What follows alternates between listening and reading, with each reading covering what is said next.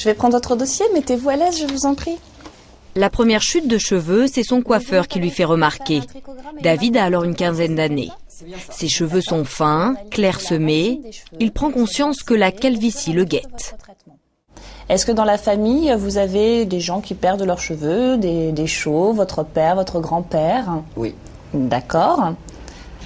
Et du côté de votre maman, pareil, les hommes sont chauves également ou pas du tout? Un peu moins. Un peu moins. Mais il y a quand même une hérédité dans votre famille. D'accord. Alors tout le monde peut être concerné par la calvitie, aussi bien les hommes que les femmes. Maintenant, de plus en plus de femmes souffrent également de calvitie. Et ça peut débuter très tôt, dès la puberté chez les jeunes filles. Et même chez les jeunes hommes de 14-15 ans, on développe déjà des problèmes de calvitie.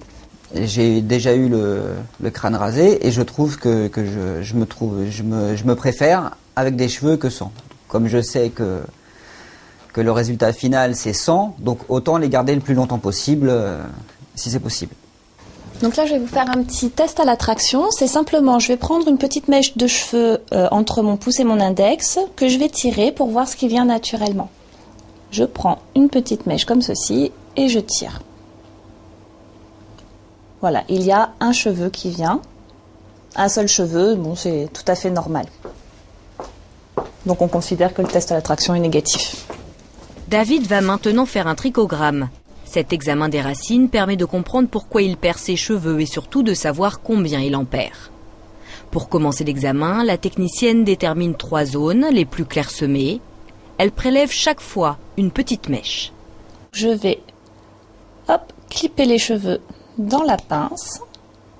Je vais tirer. Vous êtes prêts? Je suis prêt. Je tire. Les cheveux vont pouvoir être observés. Pour cela, ils sont placés entre 2 lamelles bien à plat. On sépare bien donc les racines les unes des autres. Ça facilitera la lecture. Voilà, la lame est prête pour la lecture. Alors, vous voyez ces cheveux qui ont une gaine translucide là, ici, là et là. Ce sont les cheveux en croissance, donc les cheveux normaux. D'accord? Contrairement à ces petits cheveux-là, vous voyez qui ressemblent à des bâtonnets de coton-tige. Ce sont les cheveux morts, donc il reste simplement un tout petit morceau de gaine. Donc si je vous les avais pas retirés, on est d'accord, ceux-là, ils allaient tomber. Les deuxièmes populations de cheveux qu'on voit, ce sont ces petits cheveux-là, qui sont pratiquement à l'état de duvet. C'est ce qu'on appelle des cheveux dystrophiques.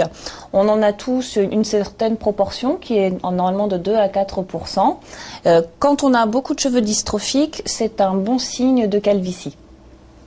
La calculatrice termine le travail en établissant un rapport entre les différents types de cheveux. Donc là, nous avons un rapport des cheveux qui poussent sur les cheveux qui tombent qui est égal à 2,8 pour une normale qui doit être supérieure ou égale à 5. Donc cela traduit bien effectivement que vous perdez vos cheveux de manière anormale en ce moment. David va donc pouvoir débuter un traitement. Pour en contrôler l'efficacité et l'évolution, des photographies seront réalisées à intervalles réguliers sur une zone témoin définie lors de cette première consultation. Là, je vais vous appuyer sur la tête avec l'objectif de ma caméra.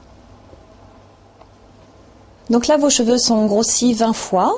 Et c'est sur cette photo que notre logiciel va compter les cheveux puisqu'il fait tout seul. Voilà, donc le nombre de cheveux est de 95 aujourd'hui. Et c'est ce chiffre-là qui va nous servir de base pour juger de l'efficacité de votre traitement. Donc quand vous reviendrez me voir dans 3 mois, on refera exactement la photo au même endroit et on recomptera le nombre de cheveux. Et s'il y en a plus? Et si on a plus, ça voudra dire que votre traitement est efficace, bien entendu. Comme David, 150 000 personnes consultent un spécialiste pour une chute de cheveux chaque année en France. C'est très bien passé. C'était très sympa. Et puis ça donne une bonne excuse pour pas. Bon, fallait, voilà. Ouais.